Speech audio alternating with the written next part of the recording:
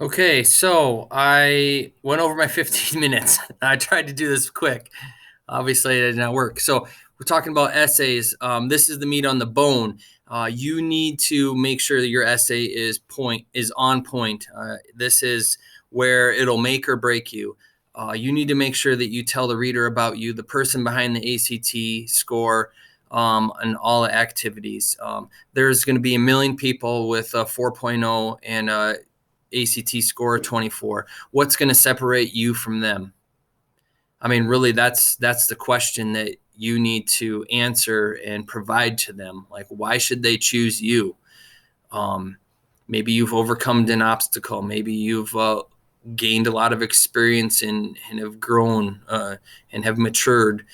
That's really what they are going to want to know, and that you truly care about what the scholarship means to you. Begin with an interesting introduction to capture the reader's attention, to make them want to continue to read. Share that you are a person who thinks through your experiences, that you are a well-rounded individual, and make sure you put forth a good effort. Really, the essay is going to make or break this, but you got to really figure out how you're going to make the scholarship committee know that out of all of the people that are 4.0 and on student council and have an ACT at 24 or higher and have been involved in all of the things that small school has to offer, what's going to separate you from them? I mean, that's really what you have to do. Why should you get the scholarship? Don't use texting language. It's easy to do, but sometimes we don't even realize that we're doing it or using it in papers. But you need to make sure that you do not use texting language. Don't forget to check your punctuation, your grammar, spelling, etc. Proofread it. Have somebody else do it. Don't ask how long it should be. Um, you know, you want it to be as long enough to get everything across that you need to get across. And if it's only 2 paragraphs, that's probably not enough. I'm not saying that 2 paragraphs you can't explain everything, but make sure that it's that if they give you 1,000 word essay, that you use 1,000 words or right around there. Okay. If it's really short essay, they will probably say, well, they didn't put a lot of time into it or thought into it. So really got to think through this essay deal. Tips before your essay: think about who's going to be reading it, what the scholarship is. Is it an FFA scholarship? Is it a religious scholarship? Is it a community service based scholarship? Think about your perfect purpose in applying. Be specific with it. And don't forget to use correct spelling and punctuation. Make sure that somebody reads it. Ask myself. I love reading essays and giving a feedback. Have a teacher or your parent or whatever triple check everything and revise it as needed. So make sure that it's got good fluency and that it flows and it makes sense. It might make sense to you, but when somebody else reads it, might not make sense. I've had that happen a lot of times. When I write something, it makes complete sense to me, but then somebody else reads it like, well, what are you trying to say here? I'm like, well, what do you mean? And then I'm like, oh, okay, I know what you mean now. So have somebody read it. Make sure somebody checks that. Scholarship scams. You should not have to pay for scholarship information. Um, there might be people out there that will provide that information for you for a charge. I know there's some websites like you can get access to these scholarships, but really, if it's a scholarship, there's a reason that it's a scholarship. They want people to apply. You shouldn't really have to pay money for scholarship information. And also make sure that you're really cautious when providing information over the internet. You just never know nowadays. So just be careful with that. And if you think something looks a little fishy or not right, ask me. Maybe I can look at it and clarify it, or I can go and ask somebody else. So scholarship search. There's a lot of different scholarship searches out there. Go to the school's website that provides the scholarship stuff. My scholarship page has everything as updated as it is until I get new information put on there. Typically that just stays there. Like when I go to my website, I'll just kind of quick show that to you here in a little bit. But if you have any information or if you have any questions, you need to just let me know.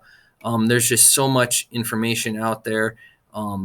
Make sure that you are applying and that you are meeting the deadlines and you're writing good essays and you're giving your person that's writing a recommendation plenty of time to do that. And if it's a guaranteed scholarship like the Kimball Foundation one, make sure that you're doing that. We want to give money out. I'll just give you a quick look at my website here. Hopefully it'll show up.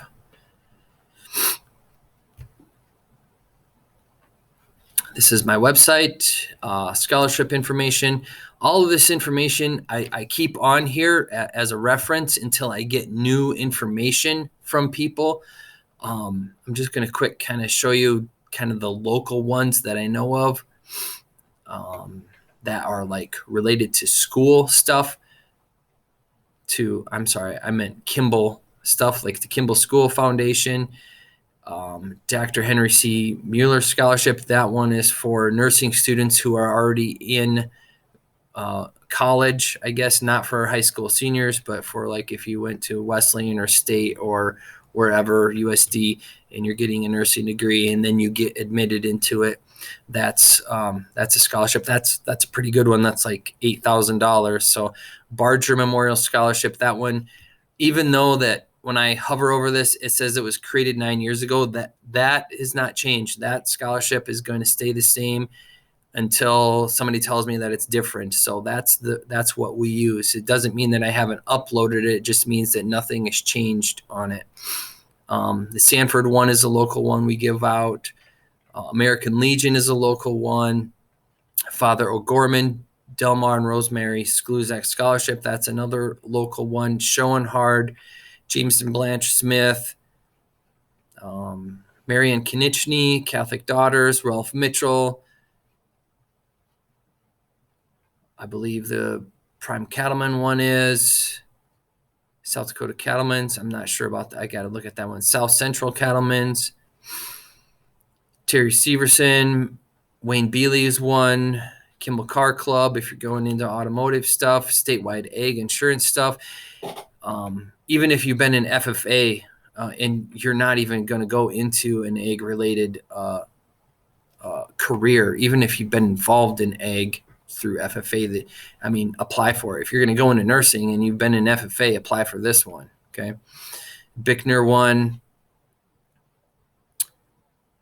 Lens Scholarship, and those are, I'm just going to highlight just a few of those. But if there's something on here that doesn't make sense or you think needs to be updated, just let me know.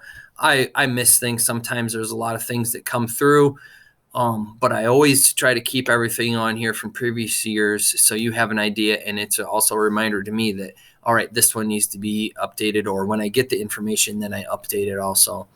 So that's just kind of where you can find the scholarship stuff on my website. If you go to, show this here to you. If you go to the staff and meet our staff, and then my website's right down here.